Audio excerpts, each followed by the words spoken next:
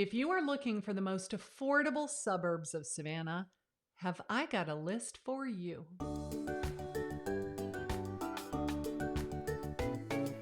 Welcome back to my channel. I'm Karin Carr. I'm a realtor with the Georgia Coast Homes team here in Savannah, Georgia. And on this channel, we teach you everything you need to know about relocating to the Savannah area.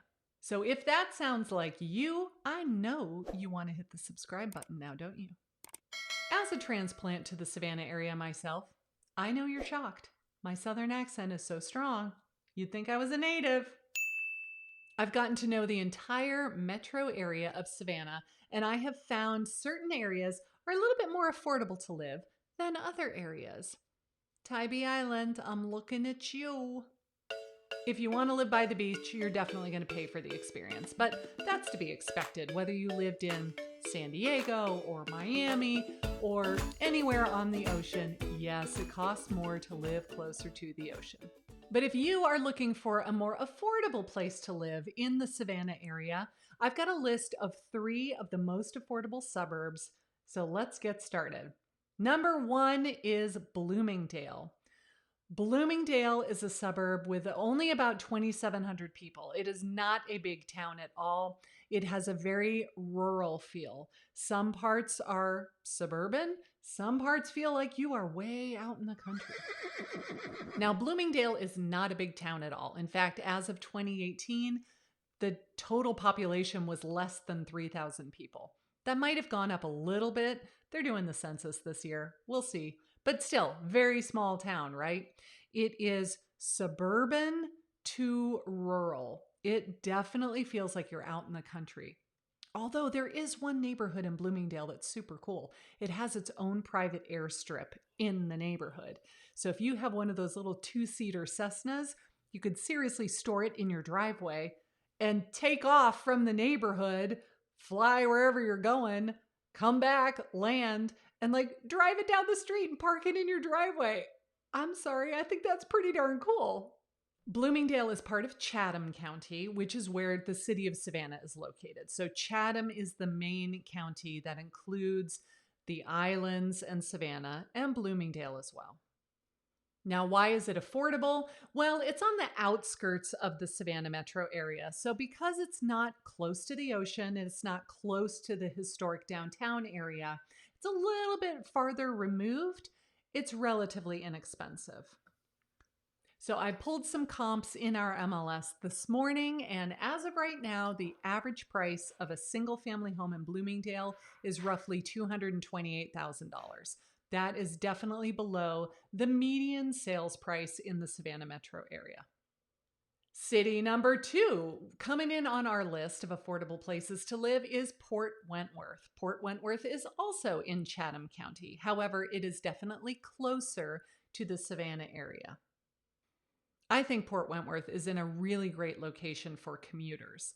I can think of several neighborhoods that are just very close to the freeway, within a couple of miles at the very most. So you leave your house, in 5 minutes you're on the freeway. You can commute to the south side of Savannah. You can commute to Hunter Army Airfield, to Fort Stewart, to the historic district of Savannah. You can even go to South Carolina if you're going across the border, you're going toward Hilton Head. It's in a really good commute location. Port Wentworth is not quite as rural in feel as Bloomingdale. It has more of a suburban feel.